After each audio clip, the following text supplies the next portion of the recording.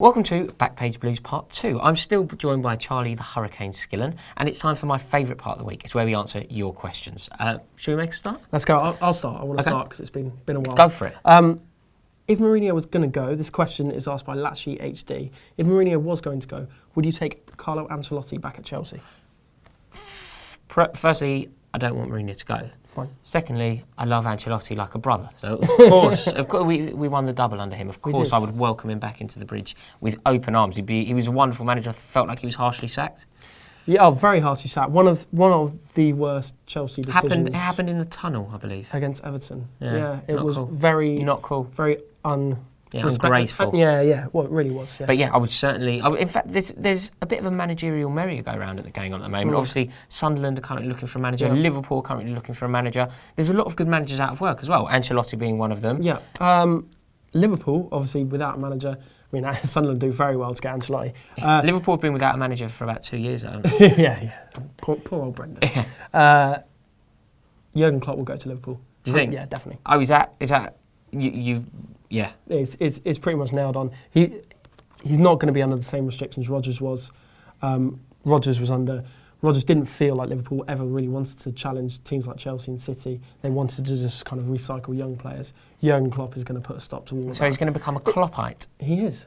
Yeah. Master of the pun, that's a very good signing for Liverpool. That'd be a great managerial appointment. It would. I mean, I'd worry that Klopp's really not the man to kind of come and make an immediate impact. I think he's more of a kind of build it. But that's fine. Certainly, Mourinho was going to go. I really wouldn't want to see Klopp take over Chelsea in this state. No. So I think it could be catastrophic. But I'd certainly love to see Carlo Ancelotti. I mean, Carlo Ancelotti is one of the best Chelsea managers ever because he's the only one to win the double.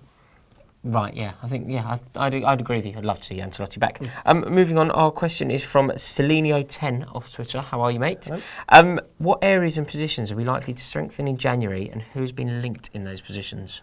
Well, I think we could do with about 11 players, can we? But I can't see a massive influx of players. You know, certainly the level of players that are going to impact the team, they're probably Champions League tied for a start. Yeah. Whether we're going to remain in that competition, I don't know. But I don't think it's completely out of the question that Chelsea go completely over the wall for John Stones again. Okay. John Stones, I said this at the end of the transfer window, players like Stones and Pogba, I think Pogba is massively, massively unlikely, even in the summer, let alone January. But players of that calibre, these are targets that have built up over a couple of years. Chelsea's been interested in these players. So they still exist as targets? Yeah, of course they do. Just because you don't buy them on, August 31st doesn't mean they're not still targets. I think that is still a possibility. I think it's unlikely because I think there is now a bit of movement at Everton in terms of where the club's going, and I think Stones wants to be part of that. Although, I think if that story came about again, I think it'd be real interesting to see what would happen. Do you know? And certainly Chelsea needs some reinforcements in defence. They need a reason to get the fans excited again. Yeah, too right. But it's a really good question actually. From Celenio. He's actually my virtual mate. We're virtual friends. We've never met, but we're cyber friends. Yeah, I think it's a really good question. It's the first time I've really thought about it. We need a striker.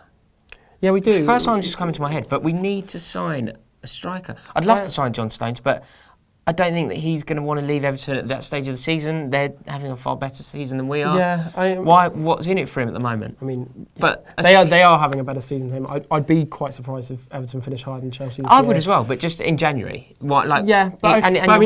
Interestingly enough, we now know that Mourinho was planning to play John Stones right back, which is very interesting given the sort of form of Ivanovic this season. Okay. I'm not saying that John Stones will sign for Chelsea in January, but I just don't think it's out of the question. Okay. Here's a question. You might have forgotten we actually signed someone else on deadline day. From Zero Phobos. What's happened with Pappy? Djilobodji. Is he playing with the reserves? He's not playing with the reserves. He came on against Walsall. What do you want? Yeah, looked okay from what I remember. Yeah, I mean, the game it was an unmemorable performance, but he was brief fine. Cameo.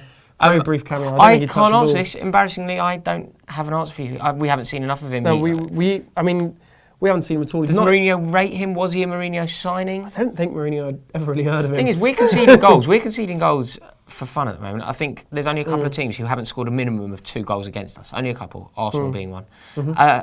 But if he's not going to get into this team, if Djilobodji's not going to force his way into the reckoning with our current form and our current back line, when is he going to force his way in? I said this at the time of his signing.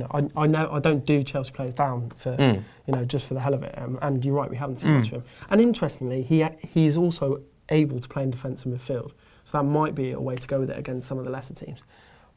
But I really, everything we heard from France and stuff like that, I really don't think he's going to be a top quality Chelsea player, unfortunately. Yeah, I agree. This is the next question. Thank you very much. It's from Chelsea Fan Club, CFC Fan Zone on Twitter. The question is, Jose keeps telling us that young players are not ready for the Premier League. Our old players look clueless. How to revive our campaign? We're a bit knackered then, aren't we? Yeah. Check out part 1 if you haven't seen it. Yeah, check out part 1. Ruben Loftus-Cheek. Ruben Loftus-Cheek has been promised that he will now get a run in the team.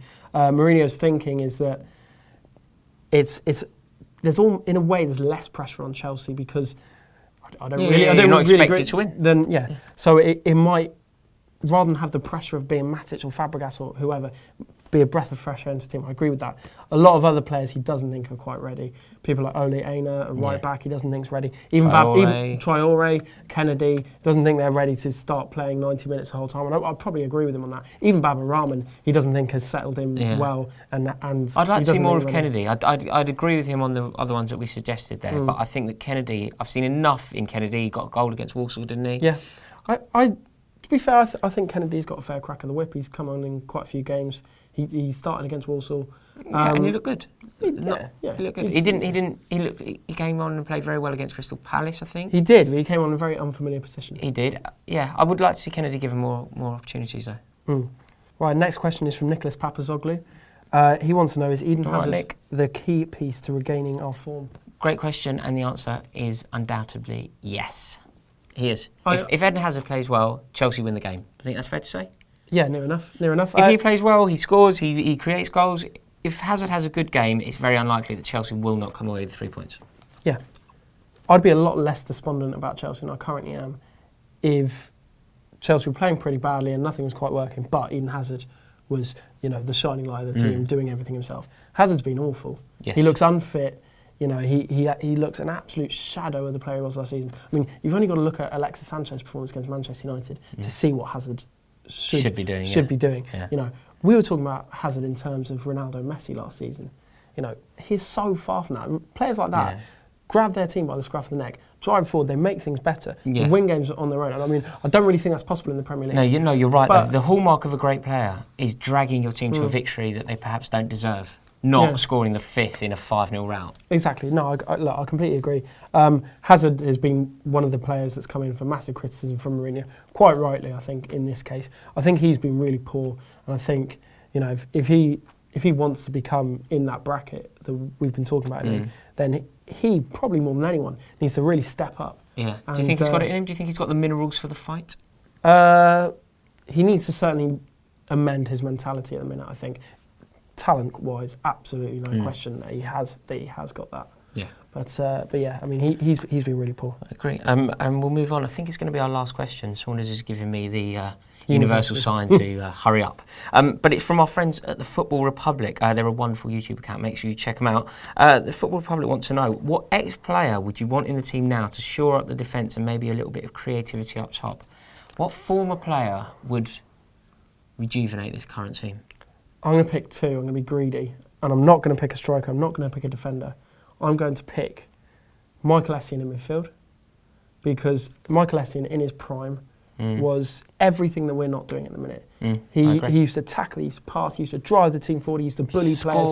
Score goals. He used to do everything that Chelsea aren't doing at the minute. The other player I'd get in midfield in his prime is Dennis Wise. Because there was no player more committed to the Chelsea cause. And I'm not a big person for putting commitment down to, I'm not a big man for putting commitment as the central cause of the problems.